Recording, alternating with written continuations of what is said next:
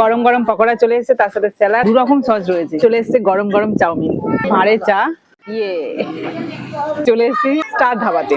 কালকে ভোট, আজকে কিন্তু আমরা সন্ধ্যেবেলায় একটুখানি রিল্যাক্স হতে চলে এসেছি স্টার ধাবাতে। গরম গরম ভাঁড়ে চা চলে এসছে, এই দেখো। আর আমাদের বাড়ির কাছে যে এত সুন্দর সুন্দর ধাবা আছে, আসতামই না, তো এখন আসা শুরু করেছি, কারণ এই ধাবাগুলো তো আমাদেরই জন্য নাকি।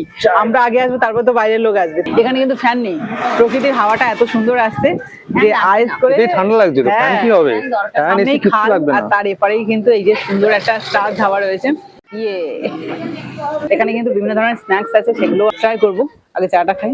এটা হচ্ছে কাটাখাল টু উত্তরভাগ বাইপাস, সেই বাইপাসের পাশেই স্টার ধাবা, যেখানে বসে বাবু চা খাচ্ছে। চাটা দারুণ হয়েছে। ভালো।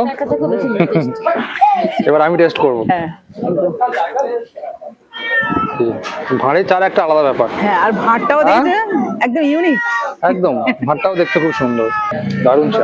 গরম গরম পকোড়া চলে এসেছে, তার সাথে স্যালাড, 2 রকম সস রয়েছে। এই পকোড়াগুলো একটু অন্যরকম, মানে আমরা শুধু চিকেন দিয়ে যে পকোড়াগুলো খাই সেগুলো নয়, কিন্তু এর মধ্যে পুরো অন্যরকম রয়েছে। কেমন লাগছে বলো? ভালো লাগছে? আর টেস্টি, দারুণ। চলে এসেছে গরম গরম চাউমিন, দেখা যাক এটা খেয়ে কেমন লাগে।